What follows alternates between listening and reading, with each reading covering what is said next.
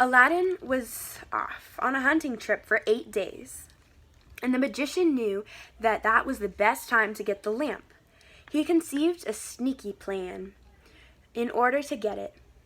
"New lamps for old, new lamps for old," he went around chanting outside of the palace. "Go make a trade with him. We have an old lamp in the hallway," the princess laughed. This was the magic lamp she didn't know, but he did. The trade was made, and the magician ran off to a hiding place where he waited until it was dark outside. "Move the palace with the princess to a secret base in Africa," he commanded.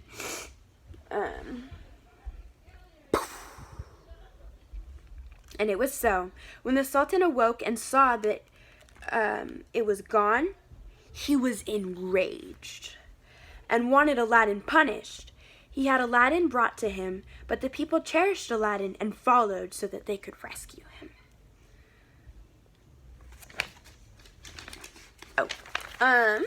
So we have the world and the palace getting taken all the way over to Africa.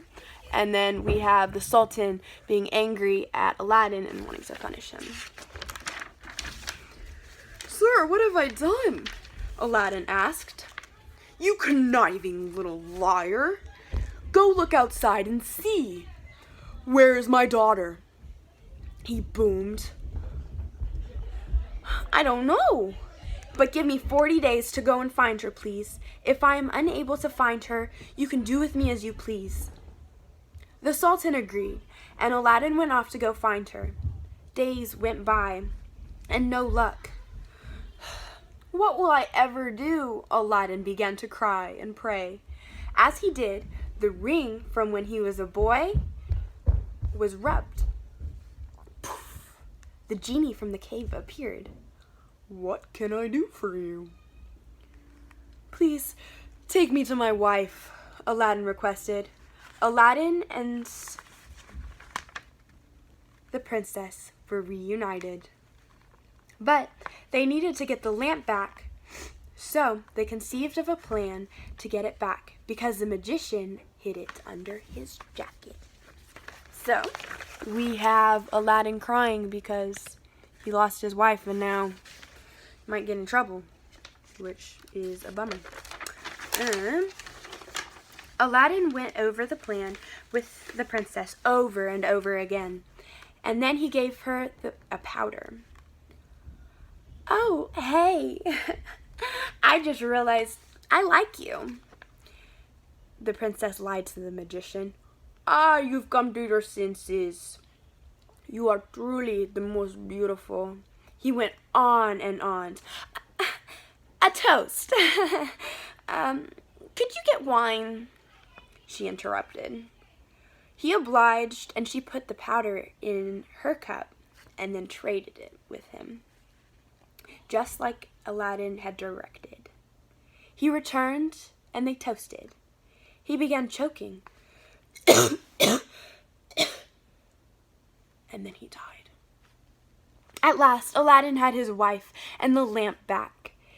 He had the palace returned to China. Then he told the Sultan of the African magician and showed him that the princess was safe. So we have the dead magician, and then they're together, and it's sunny because, it's a good day. Alright, little did Aladdin know that the magician had an even meaner younger brother who was enraged to find out that his brother was dead. He wanted revenge on Aladdin. The younger brother went to China and pretended to be the holy woman that everyone looked up to and praised. The princess heard that she was outside and was so excited, so she asked the holy woman to come into the palace. The holy woman prayed for prosperity and for the girl's health. The princess showed the holy woman the great hall they had and asked her thoughts. Well, Well, it is marvelous, but what? Well, I think if you added a rook's egg, it would be better. So the princess went on and requested that from her husband. And we have the magician's younger brother pretending to be a holy woman. He's got a beard, kind of weird. And the princess. And then, Genie, how'd like a rook's egg? You are so spoiled, so ignorant. I have done so much for you, and you're still ungrateful. This request doesn't come from you, nor does it come from your wife. It comes from the magician's younger brother who has plans to hurt you. And the genie was gone. Oh, holy woman, I have a headache. Please come and aid it. Aladdin called. She came forward and he stabbed her. Why would you do such a thing? The princess screamed. Aladdin explained and she understood. From then on, no one bothered them and they lived happily ever after. And this is them living happily ever after, and that is page 12. Woo! That was my version of Arabian Nights. Thank you.